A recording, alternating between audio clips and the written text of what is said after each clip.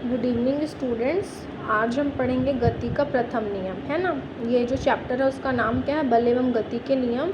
तो यहाँ से आपका मेन जो टॉपिक है वो शुरू होता है, उसका नाम क्या है, गति का प्रथम नियम। अब जो गति का प्रथम नियम है ना बेटा, वो बहुत इजी है, क्योंकि इससे पहले जो मैं आपको डेफिनेशन बताई थी ना जड़त्व का, वो उससे ही मैच करता है, ठीक है। और गति के प्रथम नियम को ही जड़त्व का नियम भी कहते हैं। देखो अब ये बात एकदम अच्छे से याद रखना। देखो न्यूटन, जो गति के नियम है वो किसने दिया है, न्यूटन ने दिया है, ठीक है। और गति का जो समीकरण है वो भी किसने दिया है, तो न्यूटन ने ही दिया है। अब न्यूटन कौन है, तो एक बहुत बहुत प्रसिद्ध कौन है, वैज्ञानिक है। और वैसे तो क्या बोलते हैं, अच्छा आप 9th वाले हो ना, सॉरी मैं 10th वाले को एग्जाम्पल दे रही थी। जब आप साइंस पढ़ोगे तो न्यूटन को नहीं भूल सकते, ठीक है। जो जैसे छोटी क्लास में हम लोग पढ़ते थे ना, बल का मात्रक क्या होता है, न्यूटन होता है, ऐसा करके पढ़ते थे ना। तो ये न्यूटन का एन होता है ना। क्यों, क्योंकि न्यूटन का नाम एन से शुरू होता है। और जब भी किसी वैज्ञानिक का नाम जो है रहता है तो हम उसको हमेशा क्या लेते हैं, एज अ कैपिटल लेटर लेते हैं। तो यहाँ पर देखो, न्यूटन ने बल व गति के संबंध को समझकर गति के नियम प्रस्तुत किए न्यूटन के अनुसार। अब यहाँ से देखो, डबल इन्वर्टेड कॉमा से जो है ना उसको अंडरलाइन करना। प्रत्येक वस्तु अपनी स्थिर अवस्था या समान गति की अवस्था में तब तक बनी रहती है जब तक कि उस पर कोई बाह्य बल या असंतुलित बल कार्यरत ना हो। मतलब वही जो वस्तु जैसी है वो वैसे ही रहेगी जब तक उस पर बाह्य बल क्या होगा, बाहर से कोई बल नहीं लगाया जाएगा। इसे गति का कौन सा नियम कहते हैं, प्रथम नियम कहते हैं, ठीक है। इसका एग्जाम्पल देखो, एग्जाम्पल से आपको समझाती हूँ मैं। यहाँ देखो, कंबल को छड़ी से पीटने पर धूल के कण झड़ जाते हैं। अब देखो, कंबल अपने आप रखा हुआ है तो उससे अपने आप धूल के कण झड़ते हैं क्या, नहीं झड़ते। लेकिन उस पर मैंने बाह्य बल लगाया, मैंने एक लकड़ी ली और कंबल को या गद्दे को जोर जोर से पटका, तो उसमें से जो क्या होने लगते हैं, जो उसमें धूल रहते हैं वो क्या होने लगते हैं, गिरने लगते हैं, ठीक है। वैसे ही देखो, पेड़ को हिलाने पर, वैसे इसमें देखो पेड़ को हिलाने पर उसमें फल नीचे गिरने लगते हैं। अब जैसे आप देखोगे पेड़ में फल लगे हैं तो अपने आप तो गिरेंगे नहीं जब तक हम उस पेड़ पर क्या नहीं लगाते हैं, बल नहीं लगाते हैं। जब उसकी डंगाल को हिलाते हैं या डंडे से मारते हैं तभी वो फल क्या होता है, नीचे गिरता है। तो इसी को क्या कहते हैं, गति का प्रथम नियम। मतलब जो वस्तु स्थिर है वो स्थिर ही रहेगी और जो वस्तु गतिशील है वो गतिशील ही रहेगी जब तक हम उस पर बाह्य बल नहीं लगाएंगे। जैसे कि अपने घर के आप स्विचेस को ले लो, जैसे टीवी चालू है तो चालू ही रहेगा ना जब तक हम उस पर क्या करेंगे, बटन ऑन या ऑफ नहीं करेंगे। लेकिन ये बल की कैटेगरी में नहीं आएगा ना। क्यों, क्योंकि पता है आपको, बटन बंद चालू करने में हम कौन सा बल लगता है, कौन से मेहनत कर रहे हैं, तो इसमें नहीं आएगा। लेकिन वही है, टीवी का बटन जब तक बंद नहीं करोगे तब तक टीवी बंद होगा क्या, नहीं होगा, है ना। वैसे ही जब तक हम किसी चीज़ पर बल नहीं लगाएंगे तो उसके बारे में हमको पता नहीं चलता है। अब है रैखिक संवेग। रैखिक संवेग, रैखिक का मतलब क्या होता है, एक सीधा रेखा, ठीक है। और यहाँ पर वेग प्लस संवेग, ये दोनों को लेके चलना है, ठीक है, लीनियर मोमेंटम। गति का प्रथम नियम हमें यह बताता है कि जब कोई असंतुलित बाह्य बल किसी वस्तु पर कार्य करता है तो उस वस्तु के वेग में परिवर्तन होता है। मतलब वेग क्या है, उसकी जो स्पीड है वो क्या हो जाती है, बदल जाती है, बता रहे हैं, ठीक है। यह वेग में परिवर्तन वस्तु पर लगाए गए बल पर क्या करता है, निर्भर करता है। जैसे कि आप देखना, जब आप डंडा पकड़ के गद्दे के ऊपर मारोगे ना तो कभी गद्दा धीरे जोर से आवाज़ करेगा, कभी धीरे आवाज़ करेगा, उसमें से कम धूल झड़ेंगे, कभी ज़्यादा धूल झड़ेंगे। वो किस पर निर्भर करता है ना, वो हमारे द्वारा लगाए गए वेग पर क्या करता है, निर्भर करता है, ठीक है। अब इसमें जो एक्स्ट्रा लाइन है ना बेटा, उसको आप लोग रीड करोगे, मैं यहाँ से आपको एक्सप्लेन करती हूँ एक्चुअल में वेग क्या होता है। ये देखो, वैसे तो यहाँ है, देखो, किसी वस्तु के द्रव्यमान व वेग का गुणनफल संवेग कहलाता है। किसी वस्तु का द्रव्यमान को किससे दर्शाते हैं, m से, और वेग को किससे दर्शाते हैं, v से। मैं पिछले पार्ट में आपको पढ़ा चुकी हूँ। इन दोनों का जब गुणनफल होता है तो उसे ही हम क्या कहते हैं, संवेग कहते हैं। और संवेग को किससे दर्शाते हैं, p से दर्शाते हैं। किससे दर्शाते हैं, p से दर्शाते हैं। ये देखो लिखा है, संवेग एक यहाँ देखो, किसी वस्तु के द्रव्यमान व वेग के गुणनफल संवेग कहलाता है। किसी वस्तु का संवेग p, मतलब कि वही p से रिप्रेजेंट करते हैं, उसके द्रव्यमान m और वस्तु का वेग v है कि गुणनफल से परिभाषित हो, अर्थात p = mv। ये हो गया तुम्हारा मतलब कि इसकी डेफिनेशन। अब यहाँ से देखो, संवेग एक सदिश राशि है। सदिश और अदिश का मतलब मैं आपको समझाई हूँ क्या, कि सदिश के साथ साथ दिशा के साथ साथ क्या होता है, परिमाण मिलता है। अदिश में क्या होता है, परिमाण तो निश्चित है लेकिन दिशा किस तरफ लग रही है वो पता नहीं रहता है ना। परिमाण व दिशा दोनों होती है। संवेग की दिशा वही होगी जो वेग की दिशा होगी। इसका SI मात्रक सबका याद रखना भाई, ठीक है। किलोग्राम पर मीटर सेकेंड किलोग्राम है, ठीक है। ये तो किलोग्राम मीटर पर सेकेंड है। संवेग में परिवर्तन व बल है, इसको आप लोग रीड करना, आपको समझ आ जाएगा, ठीक है। आपको पता है ना, जैसे किसी चीज़ को आप ज़्यादा बल लगा के मोड़ोगे तो उसकी दिशा अलग हो जाएगी, और एक जैसा बल लगाओगे तो वो अलग हो जाती है, ठीक है। गति का द्वितीय नियम कौन सा नियम है? द्वितीय नियम, ठीक है। सेकेंड लॉ ऑफ मोशन, गति को इंग्लिश में मोशन बोलते हैं, ठीक है। देखो, गति के द्वितीय नियम के अनुसार किसी वस्तु के संवेग में परिवर्तन की दर लगाए गए असंतुलित बल के समानुपाती होती है। अब बात क्या हो रही है? किसी वस्तु के संवेग में परिवर्तन की दर, मतलब संवेग को किससे दर्शाते हैं? P से दर्शाते हैं ना। असंतुलित बल को किससे दर्शाते हैं? F से दर्शाते हैं। क्यों? क्योंकि F बल को ही इंग्लिश में क्या बोलते हैं? फोर्स बोलते हैं, इसलिए F से दर्शाते हैं। के समानुपाती होती है, तो ये हो गया बल, और ये समानुपाती किसके होता है? ये P ऊपर वाला संवेग हो गया, और नीचे वाला क्या हो गया? समय, क्योंकि किसी समय के अनुसार ही तो क्या होगा? संवेग बदलेगा ना। ऐसा तो नहीं कि इसमें समय की कोई वैल्यू नहीं रहती करके। तो वही बता रहा है कि किसी क्या बोल रहे हैं कि किसी वस्तु के संवेग परिवर्तन की दर असंतुलित बल के समानुपाती होती है। यदि F नेट असंतुलित बल हो, F को वही बता रही हूँ ना, F से क्यों डिनोट किया? क्योंकि बल को इंग्लिश में फोर्स बोलते हैं। P से क्यों डिनोट करते हैं संवेग को? क्योंकि उसको क्या बोलते हैं? मोमेंटम बोलते हैं, लेकिन फिर भी याद रखना, इसको P से डिनोट करते हैं। तो ये हो गया F is proportional to P2 minus P1 T2 minus T1। P2 मतलब क्या होगी? इसकी अंतिम स्थिति, अंतिम संवेग, और P1 क्या होगा? प्रारंभिक संवेग। T2 मतलब क्या होगा? अंतिम समय, और T1 क्या होगा? उसका प्रारंभिक समय, ठीक है। ये मैथमेटिकल है, इसको मैं समझा रही हूँ। ये देखो यहाँ पर लिखा भी है, जहाँ T1 समय पर वस्तु का प्रारंभिक जहाँ T1 को समय ले रहा है ना, प्रारंभिक संवेग P1 है, तथा T2 समय पर वस्तु का संवेग क्या है? P2 है।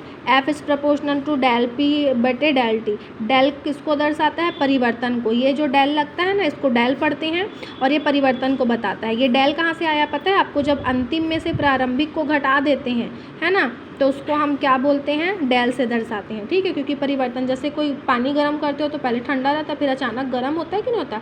तो दोनों का तापमान मतलब परिवर्तित होता है कि नहीं होता है? बदलता है, इसीलिए। तो del P is equal to P2 minus P1, del T is equal to T2 minus T1। समय में परिवर्तन, संवेग में परिवर्तन।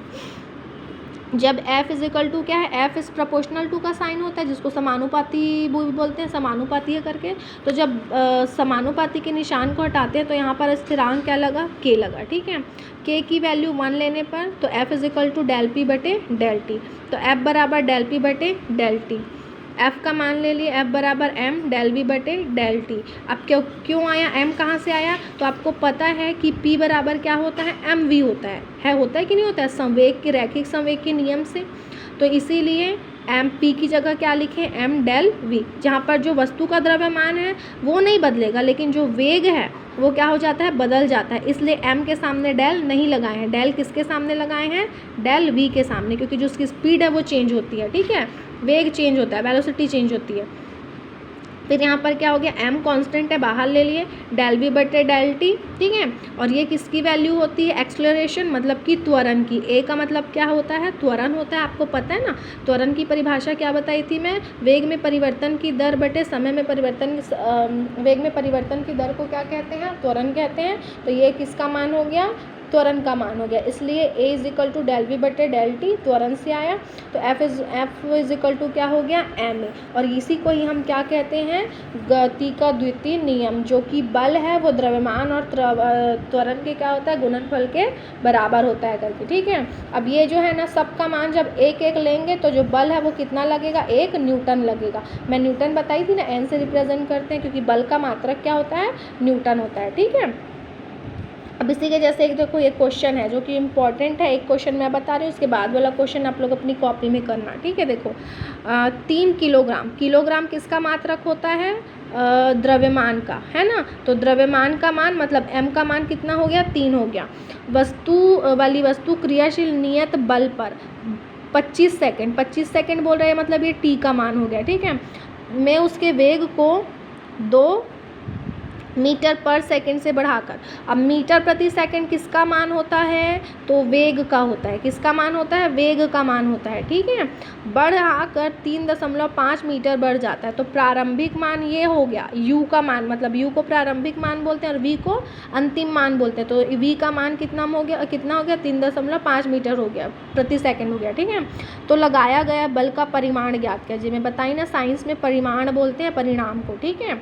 तो यहाँ पर बल का मान ज्ञात करना है। तो यहाँ जो दिया है उसको देखो अच्छे से दिया है। वस्तु का द्रव्यमान m बराबर 3 किलोग्राम, वस्तु का प्रारंभिक वेग u बराबर 2 मीटर पर सेकंड स्क्वायर पर सेकंड, वस्तु का अंतिम वेग 3.5 मीटर, और बल लगाने का समय कितना दिया है t। समय को किससे रिप्रेजेंट करते हैं, सेकंड से, ठीक है। ज्ञात क्या करना है, बल को ज्ञात करना है।